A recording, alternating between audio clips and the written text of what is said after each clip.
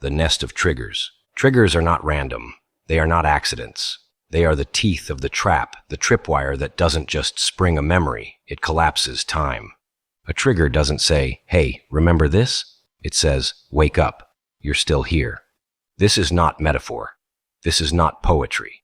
This is what it means to live with temporal dislocation.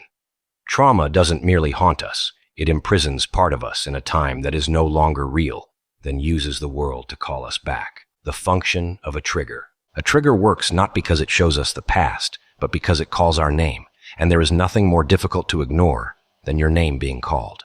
We're wired to respond to it, biologically, socially, spiritually. The trigger doesn't shout, it whispers. It speaks just loud enough for that part of you still stuck in the past to stir, to blink, to rise. And in that moment, you're there again, not remembering, not reimagining. There, you don't travel, you awaken. No footsteps back through memory, just the same walls, the same temperature, the same breathlessness. The world of now is eclipsed. Dimensional fusion events. When the trigger strikes, the timeline folds. We call this a dimensional fusion event, where past and present briefly occupy the same coordinates. You don't just recall the trauma, you re-inhabit its architecture. The house of horror rematerializes around you, and to the extent that the trauma defined what was real, it redefines reality again. This is why trauma feels so evil. Not because it's aggressive, but because it waits. It doesn't hunt us. It lets us go. It even lets us dream. It lets us think we've escaped. Then, one day, the sound of a spoon on ceramic, the flash of a jacket, a tone of voice, and boom, collapse. It's as if the trauma says, "Welcome back. You probably thought you were safe. Number, we own you." Except it's not saying anything. It's not conscious. It's the shape of time around your wound. It's the magnetic pull of an unfinished loop. Why it's so hard to escape. Every time we are triggered, it's not just a flashback. It's a reawakening of a version of us that never left. That version is not imaginary. It's operational. It is capable of feeling, thinking, panicking, deciding.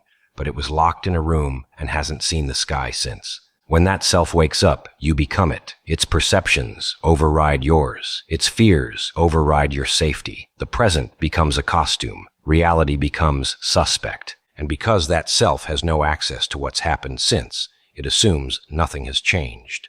This is the horror of waking into the past. You know time has passed, but the meaning of time hasn't. It all feels like a lie. How the world becomes the web. Over time, the number of triggers grows.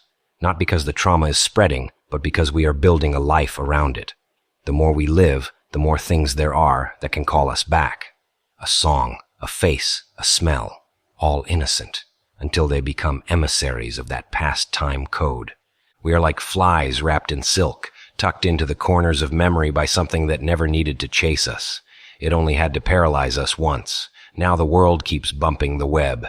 The only way out. If trauma is a trap in time, then healing is not about revisiting what happened. It's about rescuing the self who's still stuck there. And to do that, we must stop calling it memory. It's a misdiagnosis. Stop expecting present logic to rescue a past self. Accept that part of us is there and can be contacted. Only then can we begin the rescue operation. This is the nest of triggers. It's where the spiders keep their food. The question is, will we rot there or find a way to breathe again?